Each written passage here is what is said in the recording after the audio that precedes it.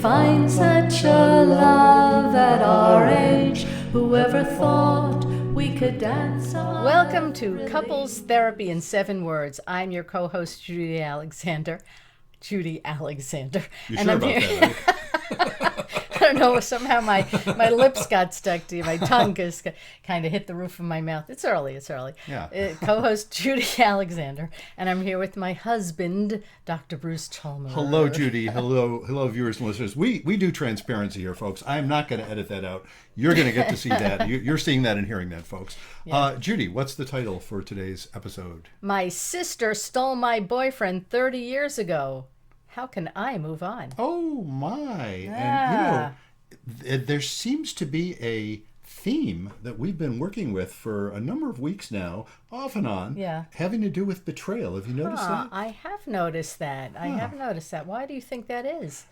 Just a sneaking suspicion it might have something to do with a book of mine that just came out, my third book on couples topics, and it is called... You mean Betrayal and Forgiveness? How to Navigate the Turmoil and Learn to Trust Again? And those of you who aren't seeing this, I highly recommend you go to brucechalmer.com and go to my blog, and you will see the videos of all these episodes, and you really got to see, and you'll see the cover of that book actually right on my homepage, and you got to see the cover of that book. It's a great cover. It is a great cover. I was seeing I just read recently somebody was saying some large percentage of people, in fact, do select their book based on the cover. Yes. And in fact, they actually reject books based on their cover even more than they select them based on their cover.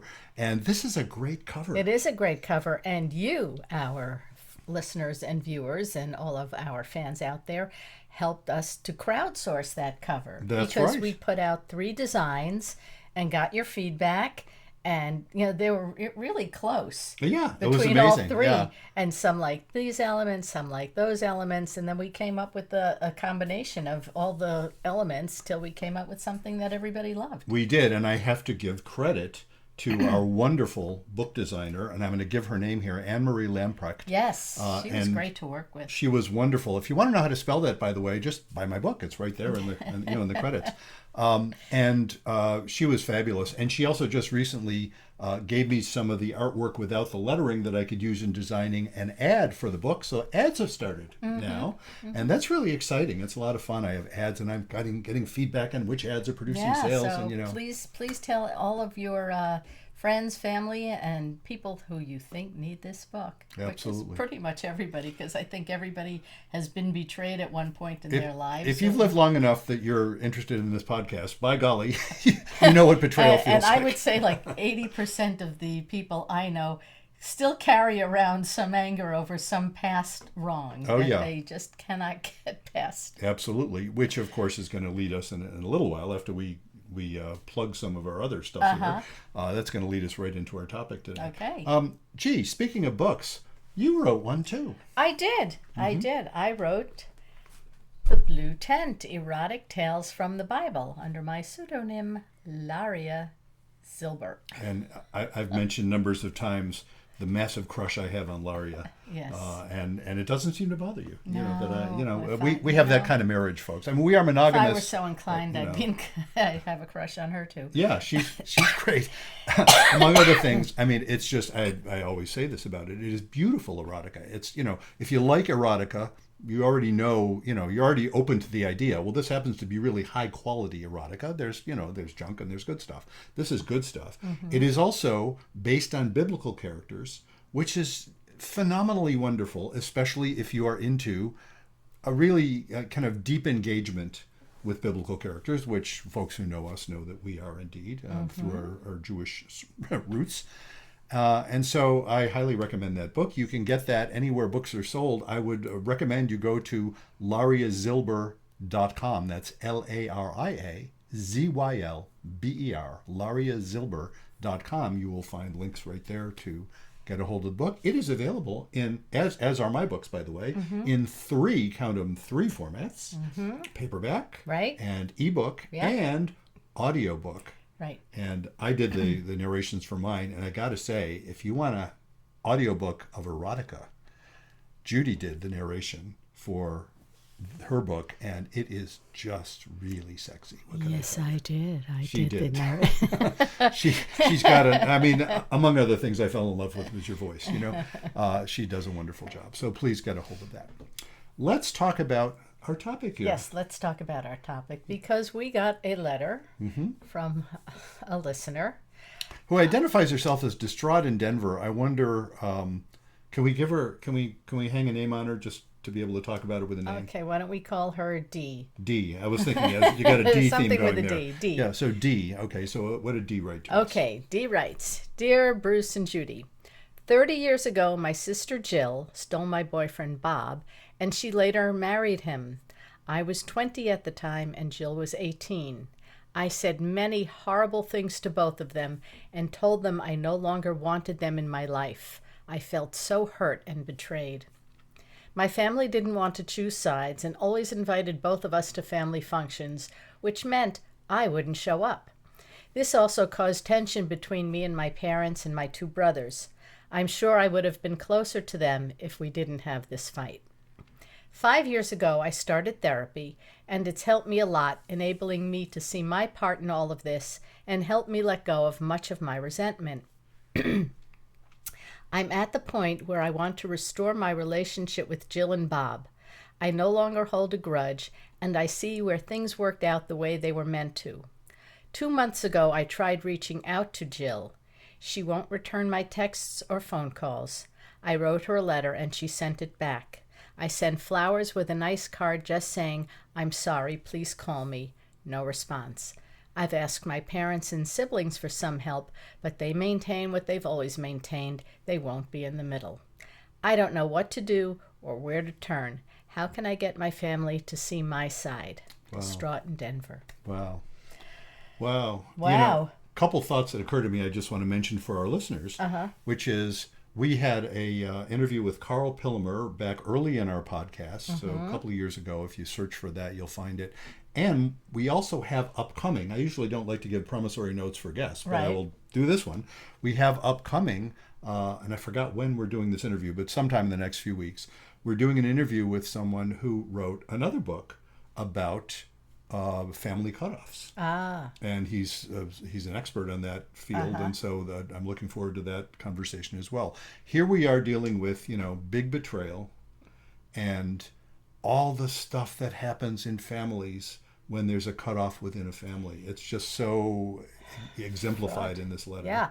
Well, and the interesting thing is she's the one who was betrayed, but she's the one that wants to make up. Yes, absolutely. And there's it's funny, she says it, she's doing therapy and she's realized she's had some part in this. Part of her realization, and I'm reading between the lines a little bit, part of her realization is that her sister might well feel betrayed too. The fact that she cut her off as opposed to understanding what happened at the time. And I'm sitting here, therapist perspective, right? And I'm sitting, oh my God, I can understand all of this. These are, I'll look it up, but I'll bet these are human beings. They're acting just like human beings. That it's so, again, easy for me to say from outside, but it's so understandable. It's like, well, yeah, I see why you were hurt. I can well imagine why Jill, your sister, is hurt, and Bob is hurt, and your parents and siblings. Yeah, that like she said, it causes a lot of tension in a family. You can't just. If she can't be in the same place with the sister, that's a tension right there, and it causes all kinds of tensions within the family members. Especially, they're saying they don't want to be in the middle, but I would say this isn't even this isn't being in the middle right now. So I'm getting the sense if you're putting yourself in the place of like Dee's mother, and you'd want to intervene. I would say as the parent here. It's no longer about the fight. She wants to reconcile. Yeah. And she said her parents were always inviting the two of them over. Yeah. So why can't her mother have a thing, make a thing and invite the two of them over? Well, she could, but of course, there's an implication here that Jill wouldn't come. We don't know that. We don't know if that. Jill's No, been coming yeah. all along, and maybe her mother doesn't want to be the center of a fight. Yeah. If she has both of them in the same room. And let's address that one first. So before the last few years where Jill has kind of had a change of heart. So Jill has D has had a change of heart. D has had a change of heart. Yeah, so D is a few years ago, D is still actively shunning Jill. She wants nothing to do with her. She's not shunning her family, but she's shunning Jill.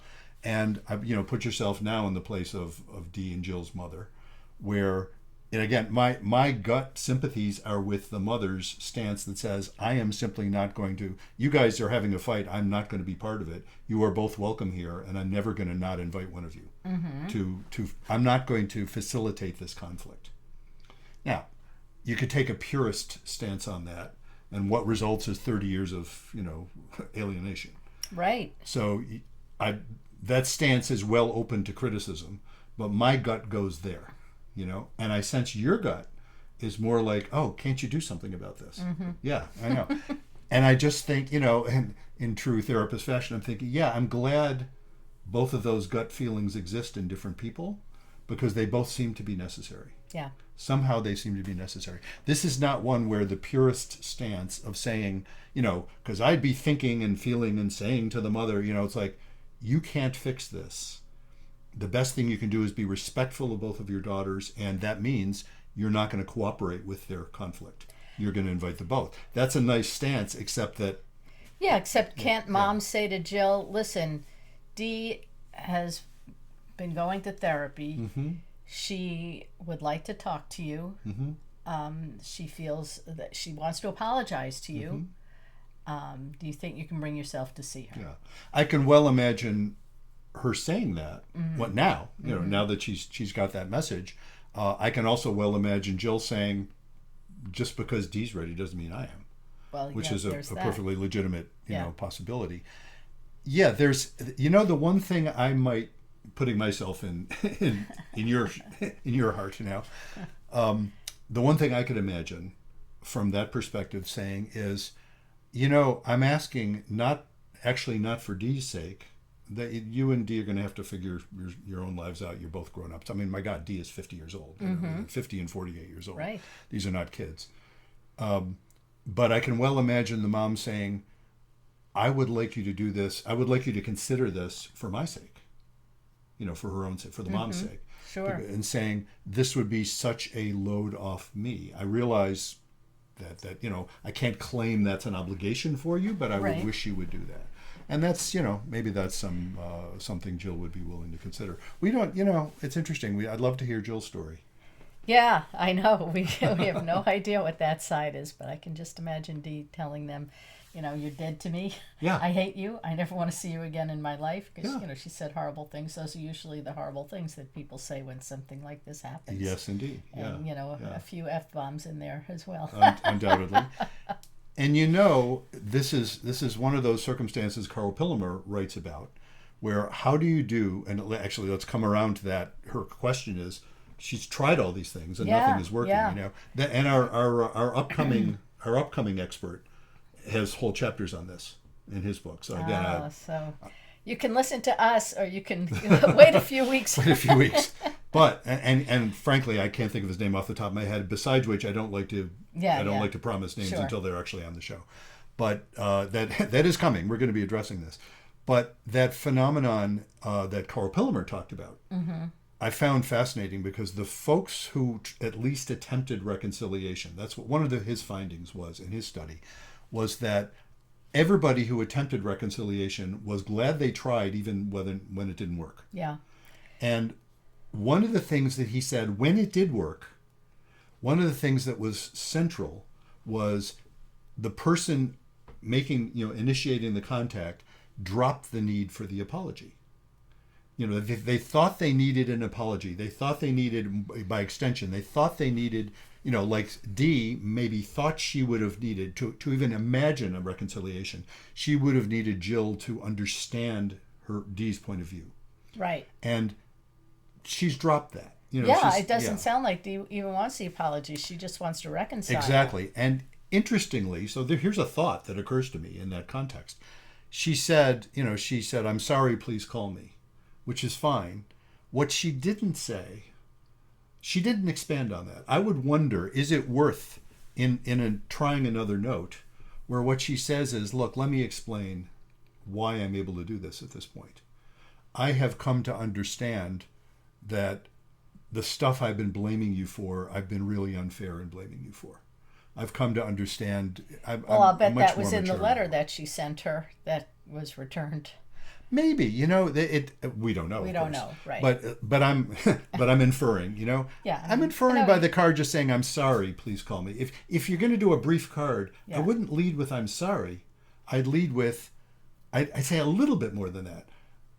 I've realized I have blamed you unfairly for all these years. Yeah. That's a different statement. Yeah. Good I'm point. sorry doesn't quite, because the thing You're about the therapist. well, yeah, and look, I'm wildly speculating here. I realize I could be totally wrong here, but there's something about that sense of saying I'm sorry. Well, and this gets into the whole issue of apologies. Mm-hmm. There's apologies and there's non-apologies. Actually, I have a section in my book on betrayal. I believe the section title was "Apologies, Non-Apologies, and Bullshit." Right. And this isn't bullshit yet. Mm-hmm. It could turn into that, but clearly it doesn't sound like she's coming from the bullshit it doesn't. perspective. It sounds like she's coming from a genuine sense of, oh wow, I've understood that what I've been blaming you for has just been unfair. I was part of this too. I wonder if they have any mutual friends that might be able to intervene, or, I mean, she did mention if they're members of some type of faith community. A clergy person or something Right, like that. right.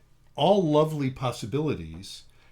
But I mean, you got to get Jill to the table. Well, that's you do. Although let's address that question, which again our upcoming expert addresses because I've read his book. Yeah. What do you do if you keep trying and they won't have it? Right. So I think what his advice, the guy we're going to be having on, his advice is something along the lines of, you're just going to have to give it a year. Mm-hmm. Just don't keep banging on the door. That it ultimately becomes, among other things, disrespectful. It's like somebody's giving you a clear message. You're just going to have to deal with it, but not for the rest of your life necessarily. He points out something else, which I think Carl did. I don't remember if Carl did, but I've seen this other places too, and I've certainly seen it in my experience, which is these kinds of family cutoffs, large majority of the time, aren't permanent. Something happens. Often, somebody dies and they reconcile at the funeral, or some other kind of crisis happens and they reconcile around, something comes out of left field and they have to deal with it and it supersedes the old hostilities and then maybe, Not. I mean, I have a friend whose sister cut him off and she died and she left specific instructions that her brother was not to come to anything. They were not to include him in anything. Her children are to have nothing to do with him. He is not allowed to go visit the cemetery. I mean, like, this this is like reaching out beyond the grave. Yeah, which most of those stipulations are completely unenforceable. Well, they're unenforceable, but her children are sticking by her. Yeah, how do you, I know this is maybe a little bit of a diversion, but maybe not. How do you feel about that? I think it's ridiculous. Well, I mean, if you were advising her kids, Yeah. what would you say? I would say it's time to let it go. Yeah, I would say, I mean, that question of, what wishes of a deceased are you morally obligated to follow? And are there some wishes of a deceased that you are not morally obligated to follow? In fact, are there some wishes of a deceased that you are morally obligated not to follow? And that gets into Jewish law. Interesting. It does. I mean, not to go too far afield here, folks, but if a will specified you do something absolutely contrary to Jewish law would say no, don't obey it. It depends on what it is. But something like that, like my kids are cut off from someone. Thanks for sharing, but that doesn't bond me. Yeah. That bind me. That's your opinion. Thanks, but I don't have to follow that. And I would be advising the kids on that because these cutoffs have ramifications well beyond the particular people who are cut off, as this letter exemplifies. Yep. Yeah. So, like you said before, we don't know if Jill is quite there yet. Yeah. Well, it sounds like she's not. Yeah. Evidently, Yes. Now, what we don't know, all the things you're describing, what I was talking about before about, gee, I wonder what the approach has said to Jill. I wonder what Mom has said to Jill, because you never know what mom has said to Jill. The fact that she won't be in the middle, but that doesn't mean they haven't had conversations about it. Mm-hmm. Interesting new development that Dee is willing to make a change. I look at a situation like this, if you kind of back away from the details for a bit, I look at a situation like this and say, yeah, this is one of those things, something has changed.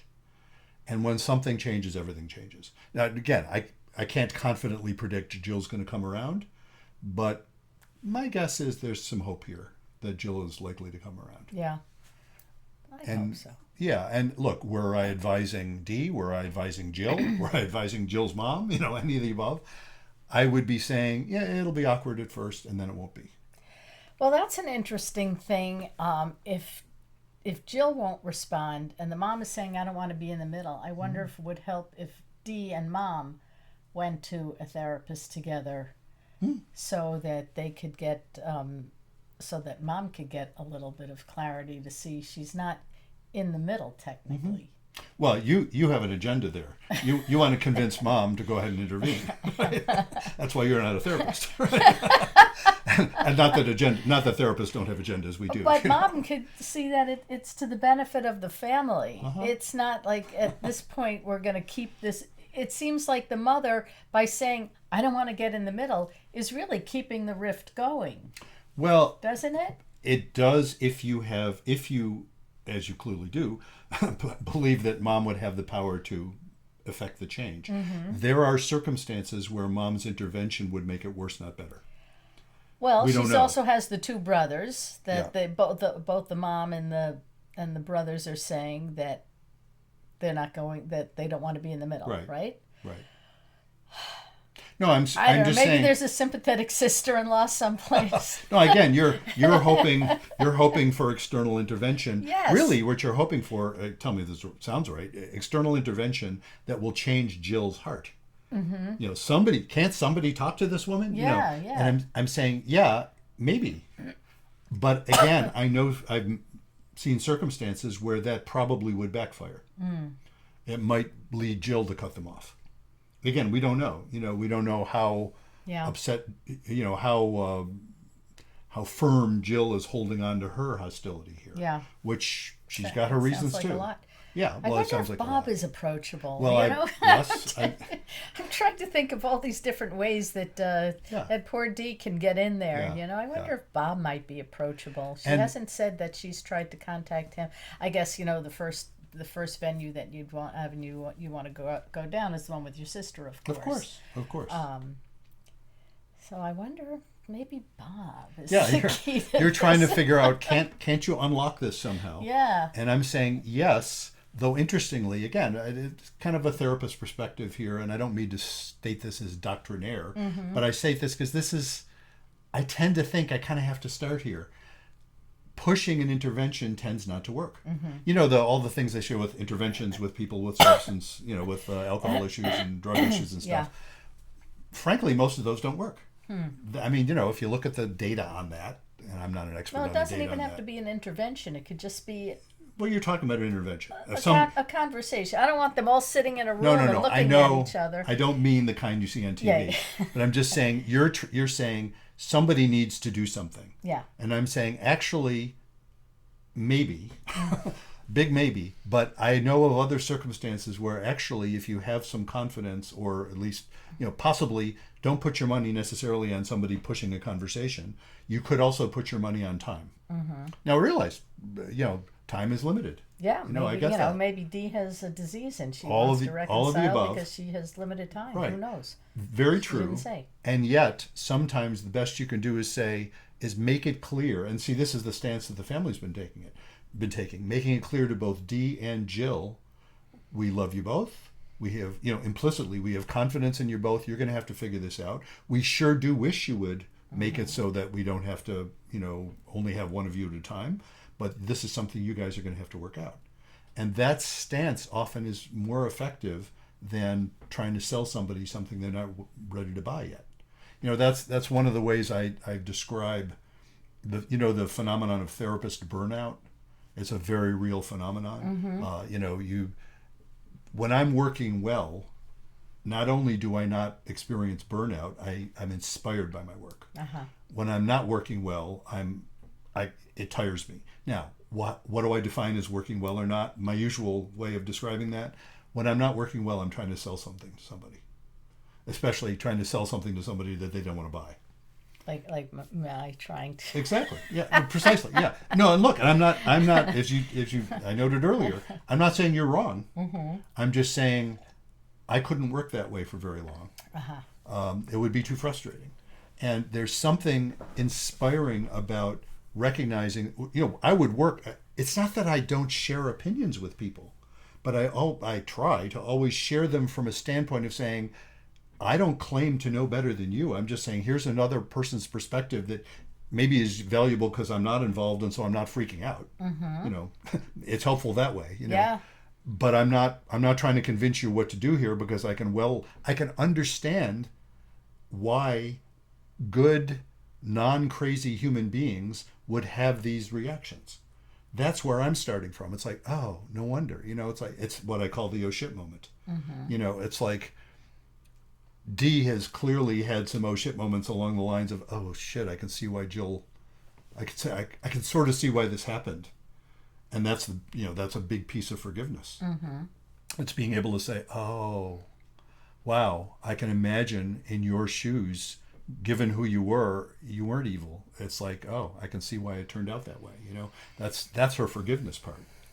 But getting to reconciliation is going to involve her actually being able to trust on a different level, and she hasn't been able to convey that to Jill. And I know Jill has closed the door on that, but it's that. Well, that's why I go back to, what did she say in the letter? What did she, just, I'm sorry, please call me. And even, now I'm being picky as I think about it. I'm sorry, please call me is not going to help, because it's really, you're saying, help me out. And I think, doesn't want to help if her you're sending flowers, you're not going to send a whole long, no, epistle. but even please call me. Yeah. She's appealing for something. Yeah. And another approach would simply be to say, I don't know if you're ready to talk to me. I hope you are, but whether or not, I just want to let you know, I feel so bad for how I responded to all of this. I see it in such a different way now, and I would love to talk to you about it. I understand, when you're ready. Take the notes, Dee. Yeah, that's a very a very different approach. It is very and again, different. notice that doesn't call for intervention. Mm-hmm. That's an actual respect. Mm-hmm. And if I can be, if I'm being a little, again, took me a while thinking about it and talking about it to get to this, but it's sort of like, yeah, Dee, the problem you're having is you're not actually showing Jill respect. You're trying to get her to do something. And if you really want to show her respect, you're going to have to respect one of the things that she does have the power to do is refuse to talk to you. And you can be clear in understanding that as well. And that's likely to get you farther than trying to, guilt her or get her to pity you. Mm-hmm. I'm sorry, please call me. I understand why, again, I see why you do that. Yeah. But I can also see why it hasn't helped. So, gee. All right, Dee. Dee, well, send some more flowers. What Bruce just said, put that in the note. I wouldn't send more flowers at this point. But she's not opening her other notes. No. How else is she going to say that? You don't know. She may or may not be willing postcard, to. Because you got to read a postcard. Yes. You could try a postcard. You can't not read a postcard. Absolutely. Try a postcard. But where I'm coming from, of course, is it's even whatever you do, whether or not you write, you're going to have to examine your own soul and recognize, trying to push her into doing something is probably not going to help. Be clear with what you need to clarify is, oddly enough, something that might say, wow, I'm just going to have to wait and see. And it's sad. Mm-hmm. I want to see this. And I say this to couples all the time. I say, I have a bias here. Like with couples that are having trouble with each other. Right. I have a bias here. I would, in effect, I'd love to see you guys work this out and want to stay together. I reveal that as a bias because I can't, I don't judge success based on whether you do that or not. Right. I'm just trying to help you work it out in ways that feel good to both of you to the extent you can. And often that means splitting up. But, my gut is saying, oh my God, I feel better when people stay together. But, you're not here to entertain me. Well, next time Mom has that get together, don't stay away. Well, that's also, exactly. That's another good idea right there. Yeah, next time mom has to get together, show up. Mm-hmm. And if Jill turns around and walks out, that's on Jill. Yeah. But maybe she won't. Mm-hmm. Good point. There you go. I see. I didn't think of that. That's because you were thinking. You're thinking in practical terms of what might help you. Right? I'm thinking, maybe Yeah. Jill has kids that some of them might be a little bit more open to. Who knows? Mm-hmm. Who knows? You never know. You never know. Yeah, we don't know if Dee has kids, and we don't know if the Right. We don't know if cousins she ever are in got touch. married or we Yeah, don't know. we don't know that. She'll Yeah. get into that. Yeah, Dee, if you want to write us more, you're welcome to do that. So, folks, there's our there's dealing with that. Yeah, that's an interesting back betrayal. It's like, as I said earlier, it's she wasn't the one that was betrayed. Yeah. She wasn't the one that did the betraying. She was the one that was betrayed. Yeah, although again, I'll bet she did some betraying too in response. That's a way to look at it. Yeah. That's in the book. I don't have this example in the book, Yeah. but I have a similar one of siblings who cut off at a similar age, and are reconciling at a similar age. Oddly enough, Huh. Many decades later. Yeah. it's Well, a sometimes brother it and a takes sister. decades later. Yeah, it's a brother and a sister who are coming together when their father, whom the sister had also cut herself off from their father because he'd been abusive. Mm-hmm. The son, her brother had stayed in touch with the father, and the father had turned his life around, was doing a lot better, and now had a terminal disease. And so the brother wanted to get in touch with the sister in hopes that they would, share care. And the sister had forgiven the father but hadn't gotten in touch yet. And so, she's trying to figure out how to do this. And read the book. I won't give you a spoiler, but read my book. That story is in there. Yeah, lives are so complicated. They are, and they're fascinating. That's why I love this work. Yeah. It's why I continue to love this work. It is an amazing, so here, yet another example of, all the people in this letter, and here comes my statement of faith, there's no mental illness evident here. Mm-hmm. Do you know what I mean? You don't have to appeal to somebody being crazy or Right. somebody being evil. These are quite likely sane, normal, decent human beings Right. trying to do the best they can, like we all are. Right. And this stuff happens. And working through that's why I consider it sacred work, working through that and finding ways to reconcile, we're all doing the best we can here. That's a statement of faith. True. Well, if you have questions that you would like us to talk about on the air, on our podcast, you can do what Dee did. You can go to ctn7.com and write us a letter.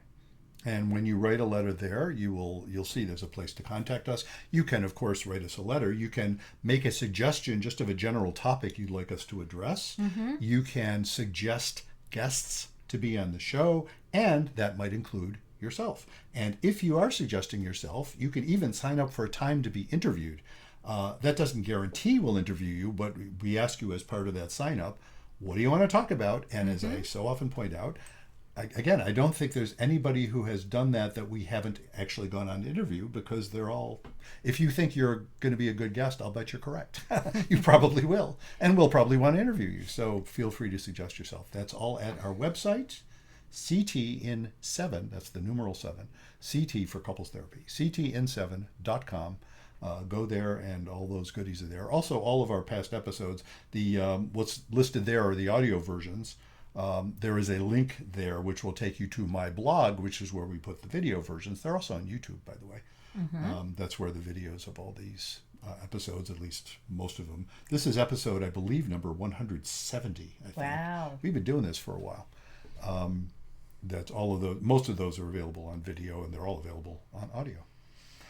Let's just put in another plug for our various books. We didn't mention my other books. That's true. Why don't we talk about those? them? We have the book that started it all, Reigniting the Spark, Why Stable Relationships Lose Intimacy and How to Get It Back. And that, it's funny that I keep getting these little blips of sales for that on and off, because people, in fact, I just recently was working with a couple that came to me via that book. Mm-hmm. They saw the book and it seemed to really apply, and they came to me via that, and they've been talking about, one of them hadn't read it and the other had read it, and the other one read the book, and that seemed to facilitate conversation about some topics they were having trouble talking about. So I just recommended cool. it on Facebook to somebody in one of my groups who was having problems in the marriage, and I said, well, full disclosure, I'm recommending this book that my husband wrote. So this just happened, so I don't know if she went out and got it, but some people liked it. Absolutely. Quite a few, apparently, yes.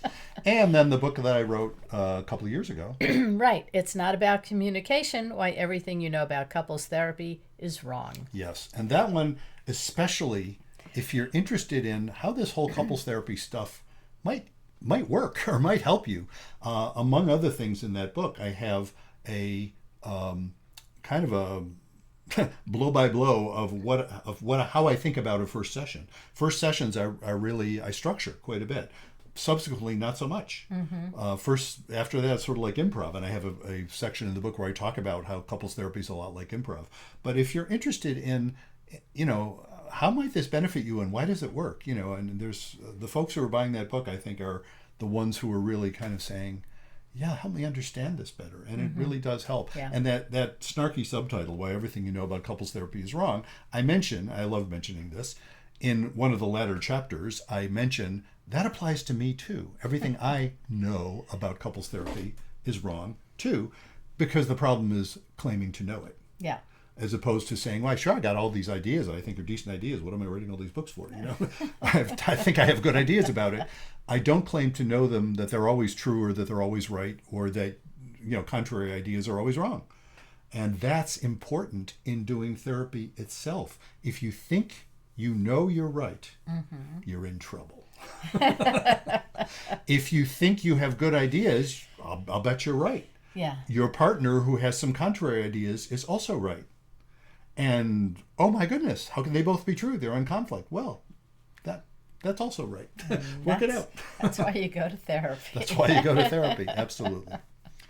So, I think we're all set, right? I think we are. We are. Well, until next time. Remember, be kind. Don't panic. And have faith.